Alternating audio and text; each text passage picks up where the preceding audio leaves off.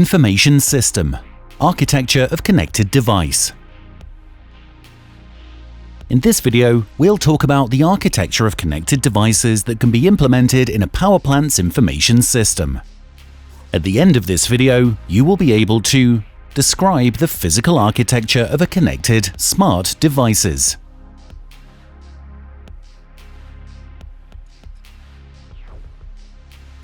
From the computer science perspective, microcontroller possesses everything that is needed to work alone. CPU, volatile and non-volatile memory, clock, network connectivity, Wi-Fi, Bluetooth. However, the purpose of a microcontroller is to interact with peripheral, thanks to general-purpose input-output. The addition of peripheral cannot be done randomly. Several aspects should be considered to guarantee the integrity of the system, safety, and cybersecurity. First, a microcontroller requires power. MCU works with 3 volts to 5 volts DC power supply. There are two solutions: stable power supply or battery. The simplest one is using an AC-DC converter plugged on a power outlet.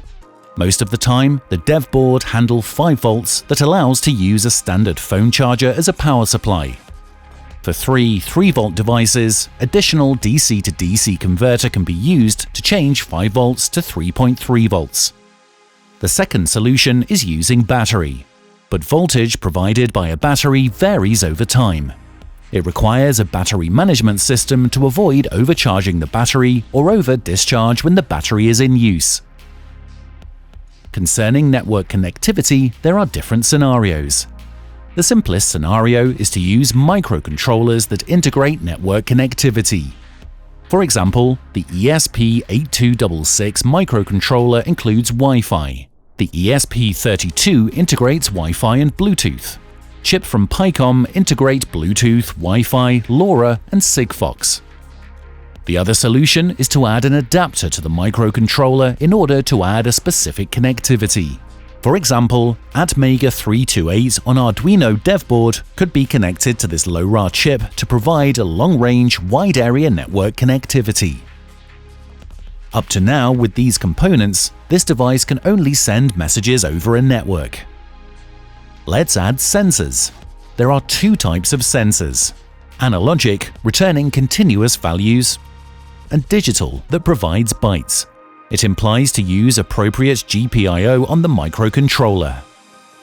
Beware of the voltage compatibility between sensor output and MCU input. Another precaution to take is to check the voltage and consumption of sensors.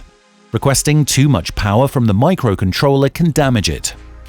To avoid that, a specific power supply can be dedicated to this sensor. The structure allows the device to collect data about its environment. To act on it, it requires actuators. Actuators transform energy into physical phenomenon.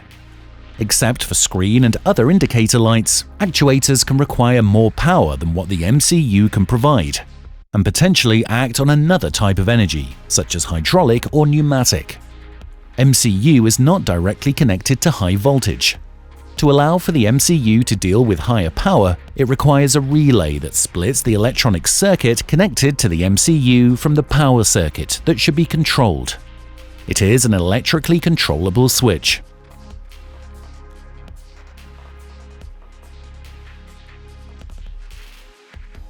Although microcontrollers are the core of smart devices, a device is not limited to the microcontroller. There is peripheral to consider when designing or prototyping. First, network interface. It is better to choose a microcontroller that by default integrates Wi-Fi, Bluetooth, LoRa, or any other communication protocol. Then, thinking about the source of energy the device will use.